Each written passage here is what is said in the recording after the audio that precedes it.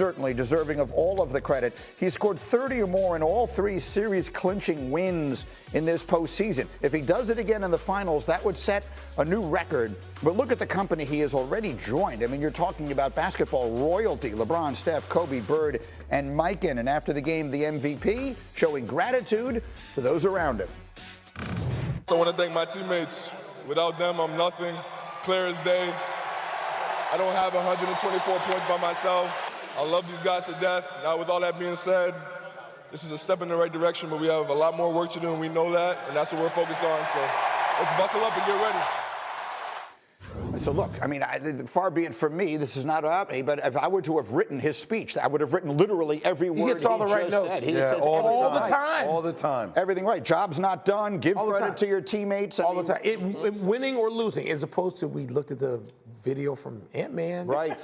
Not hitting all the right notes. Correct. We're going to get to that, but let's start with the win man who was there last night to see it. Wendy, what are the right things to say about Shai Gilgeous-Alexander and this OKC team that looks like it might be at the beginning of something special?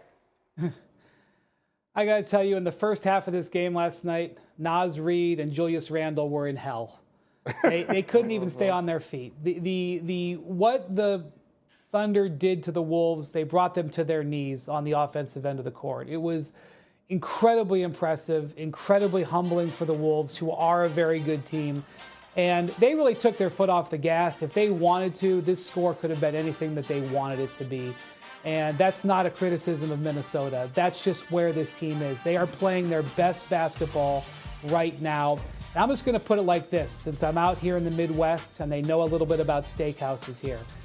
They got the table set. The Wagyu is there. The side dishes are ready. Everything that you need to make something really special happen is ready to go. They just got to cook the steak right. And they understand that.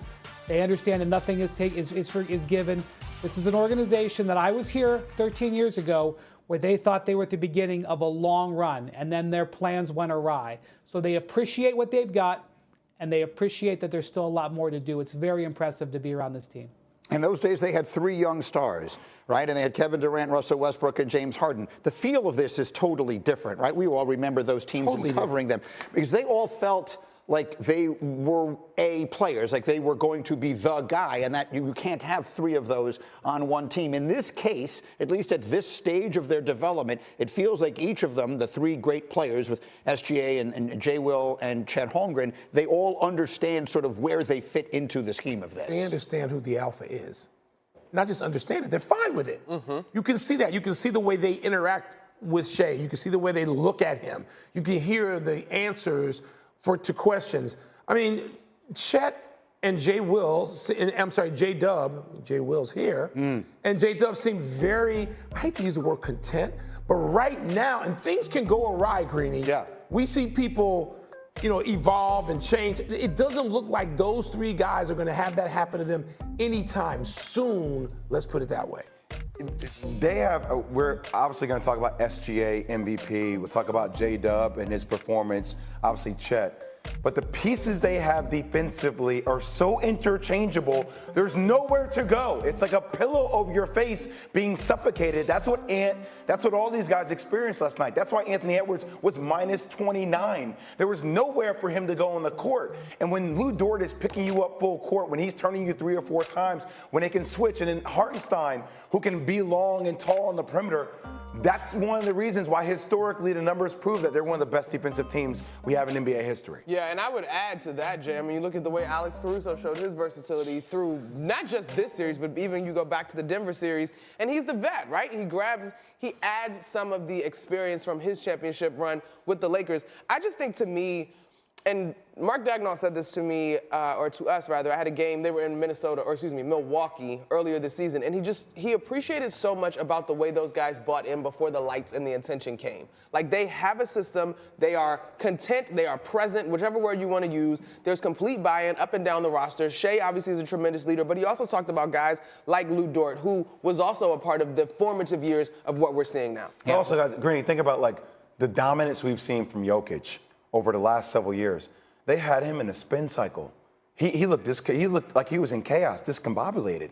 Right? Think about Julius Randle and the emergence we've seen from him this year and how he's kind of changed that reputation about himself.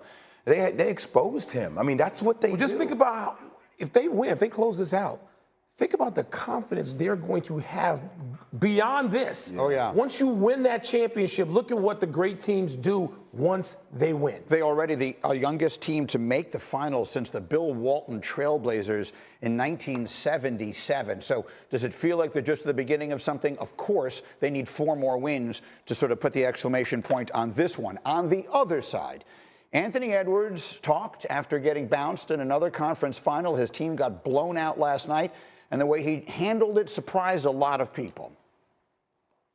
It's exciting. I don't know why people would think it would hurt. I mean, it's exciting for me. I'm 23. I get to do it a whole bunch of times. I'm hurt more so for myself, for Mike.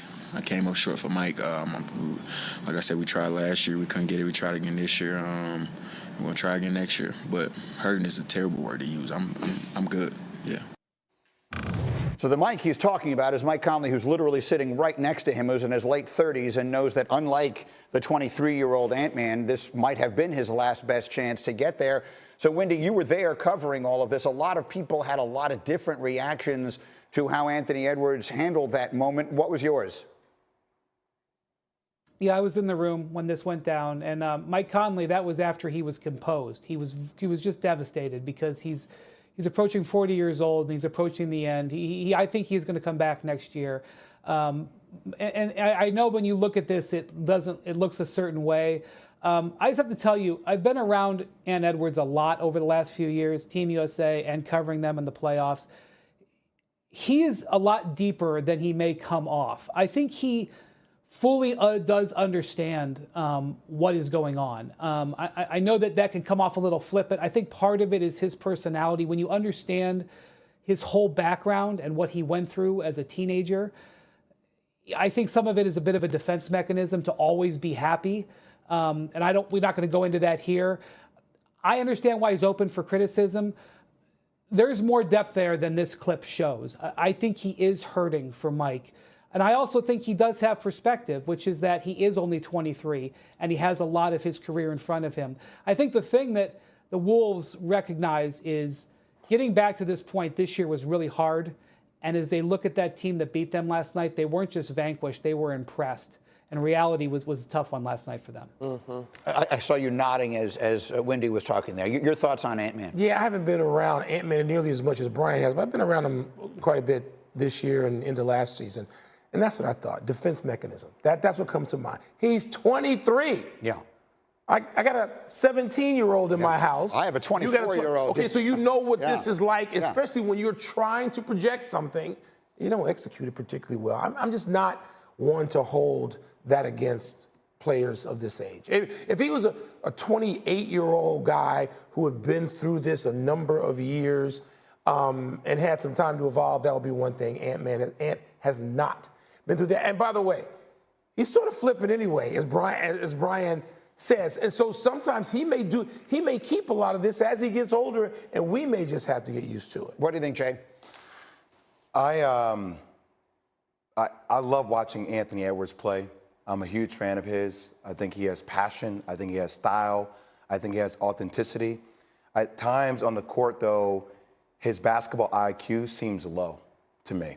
And I think he plays with instinct and not with intention a lot of times. Now, a lot of that is due to OKC's defense. Also, a lot of it is due to the fact that he's 23 years old and he played in college for 1 year. And I still think the maturation process for him in the basketball IQ department is something that he needs to dedicate himself to. I honestly think that's why pairing maybe him with Kevin Durant may be one of the best things if they can pull it off, because that would increase his basketball IQ drastically. Yeah. And get to certain spots on the court where situational awareness is better. I feel the need to say before I hand it to Monica, I was going through all of the things that he said afterwards. He also did say